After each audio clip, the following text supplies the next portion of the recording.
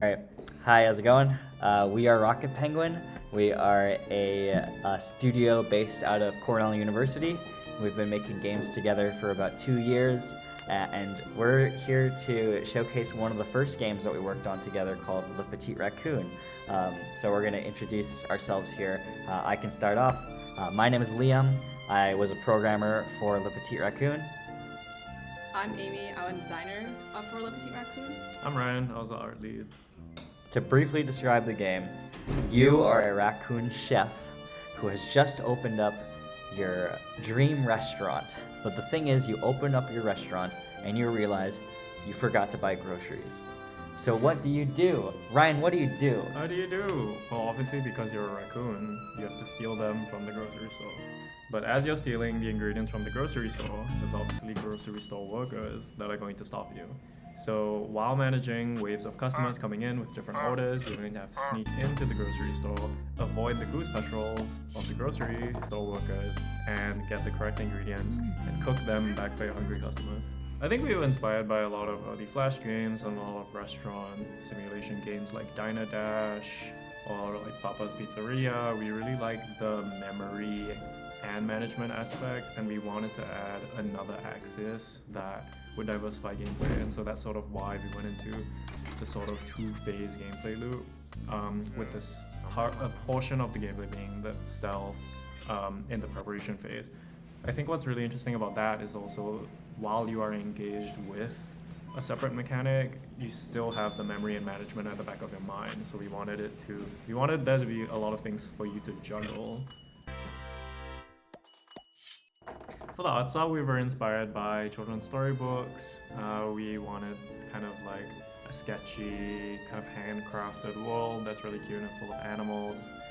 We were looking at, the old Winnie the Pooh hand-drawn storybooks and other where the wild things are and things like that. A lot of medieval illustrations sometimes. I think Don't Starve was a really good example. Don't Starve was a big inspiration for us as well. We did that sort of, especially since it was the first time working together, we wanted something that was a style that was a bit rougher, a bit looser, a bit more fun and expressive. You can see that in the animations. They are kind of charming and rough in the way that they were done, kind of scrappy and ragtag, as if it was, like it was like a flip book from a children's illustration. And so that was kind of the inspiration there. I also want to mention that we tried to make it a little bit more gritty because you're kind of running this restaurant, and the whole thing about the game is that you're stealing, right? So we just wanted to make it a little bit more, I don't want to say realistic, but a little more like based in reality. So that's why it's kind of a little bit, at least compared to some of the other games we made, it's a little bit darker maybe. I don't know how to describe it. Yeah. More rustic. Yeah, more rustic, yeah. The game operates on a level-based system, and each level there are different types of customers that come in with different requests. And so the easier levels, they probably come in requesting one or two ingredients, and the ingredients are balanced in how difficult they are to steal in the grocery store. And so different levels also have different layouts of grocery stores, and in each level, essentially, you're trying to get the highest score possible, with the highest score granting you 3 stars. Mm-hmm. Right, and it's important to mention when you're trying to get a high score, patience is really important. Customers will come in, and as soon as you tend to them, once you've received their order, they have patience.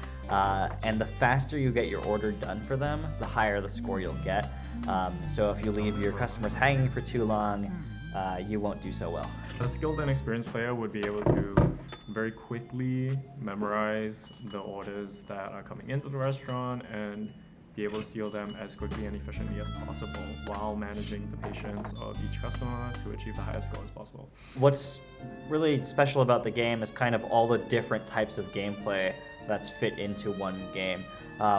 Having this sort of memorization and cooking is a lot of fun, but adding that stealth element to it is honestly what kind of changed the whole game for us, right? So it kind of makes us different from other games like Overcooked. Overcooked is definitely a big management game where you're doing a lot of managing ingredients and making sure that everyone has what they need to cook. But for us, it's kind of the stealth kind of adds to the chaos And yeah, the stealth is just a really big part of what makes the game special. I think restaurant management sims as a genre have been, a lot of games have put twists and turns and added different kinds of mechanics onto it. And so, for example, in Overcooked, it's about the teamwork process and the cooperation and the multiplayer. Sometimes for games like Diner Dash, they just crank up they linearly crank up the amount of management you have to do. So for us, we wanted to take something that was for granted and add a new gameplay loop into that. And so in this case, that was the acquisition of groceries. Since we've done beta testing, we've got a lot of really good feedback, and a lot of our initial ideas haven't even made it into the game yet.